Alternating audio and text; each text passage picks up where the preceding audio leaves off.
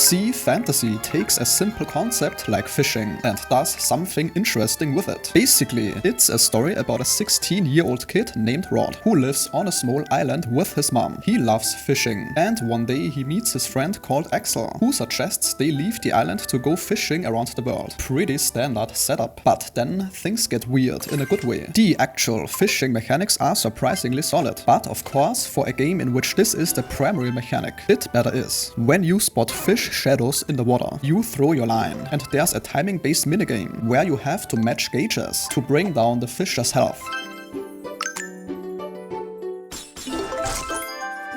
It's not just peaceful fishing though. Some of these fish can actually damage you back. What's cool is that you're not just catching fish to sell them, though you can certainly do that. Each fish you catch can be stripped for materials, which are used to craft better fishing rods and hooks. Early on you will mostly be making basic rods, but there seem to be more interesting special ones later. The world opens up once you get your own boat. You can sail between different islands, each with their own unique fish and environments. There are even some dungeon-like areas to explore. At one point, to not include too many spoilers, the story takes an unexpected turn, and you discover there's this mystical dragon who needs your help, and somehow the fate of the world gets involved. Each island seems to have its own challenges and secrets. There are these special boss fish that are way harder to catch than normal ones. You will definitely need better gear before taking them on. The demo had this whale in a secret cave that was basically impossible to catch with early game equipment. The game has a simple but nice progression system where you level up from fishing, and you can choose different